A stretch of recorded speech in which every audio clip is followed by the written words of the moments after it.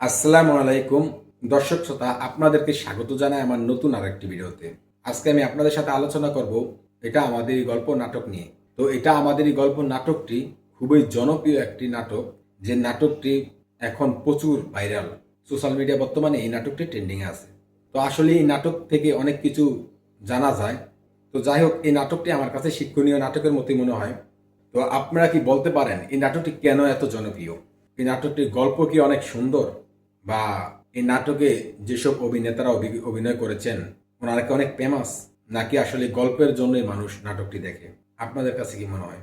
তো আমার কাছে যতটুকু মনে হয়, এই নাটকের গল্পটি খুবই গুরুত্বপূর্ণ একটি গল্প এবং এটি শিক্ষণীয় একটি গল্প, যে নাটকটি দেখলে আমরা অনেক কিছু শিখতে পারি এই নাটক থেকে। তো আমি বাস্তব লাইফে দেখছি যে অনেকেই এই নাটকের জন্য অধীর আগ্রহ নিয়ে বসে থাকেন, কবে এটার পর্বগুলো আসবে, পর্বগুলো কবে দেখব। তো অবশ্যই এটার মধ্যে এমন কিছু টুইস্ট আছে যে বিষয়গুলো মানুষের মনে আনন্দ দেয় এবং যে বিষয়গুলো মানুষকে নাটকটি দেখার জন্য আকর্ষিত করে। তো এই ধরনের কিছু এই নাটক অবশ্যই আছে, তবে এই নাটকটি একটি শিক্ষণীয় নাটক।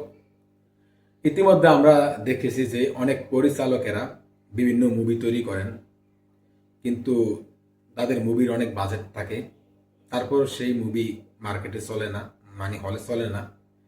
কিন্তু সেই হিসাব করলে এই ধরনের নাটক তৈরি করেও কিন্তু পরিচালকরা ভালো টাকা ইনকাম করতেছেন। যারা এই নাটক নির্মাণ করতেছেন, মুভি যারা তৈরি করতেছেন তাদের চেয়ে ভালো ইনকাম করতেছে কারা? যারা এই নাটক তৈরি করতেছেন, কারণ এটার মধ্যে ইনভেস্ট কম, সব কিছু কম লাগে।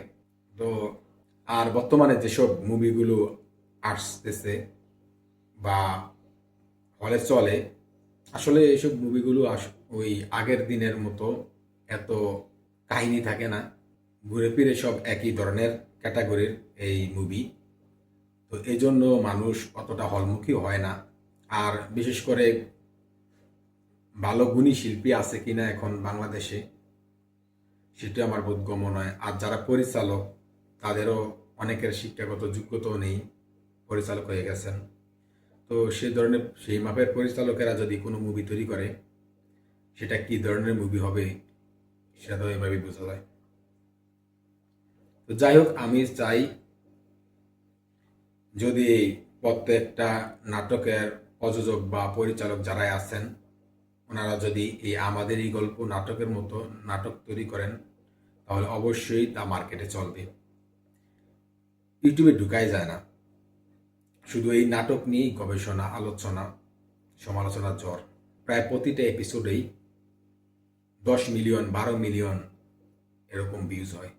তো এই নাটকে অবশ্যই তেমন কিছু আছে, ইনফরমেশন, এজন্য এত ভিউজ হয়। মানুষ তার শুধু শুধু নাটক দেখে না, এটার মধ্যে অবশ্যই কিছু পায় বলে মানুষ এই নাটক দেখে। তো যাই হোক, আমাদের এই গল্প নাটক নিয়ে আপনাদের কি মতামত, অবশ্যই তা কমেন্ট করে জানাতে পারেন। ভিডিওটি এই পর্যন্তই, দেখা হচ্ছে পরবর্তী ভিডিওতে। সে পর্যন্ত সবাই ভালো থাকবেন, সুস্থ থাকবেন। আল্লাহ হাফেজ।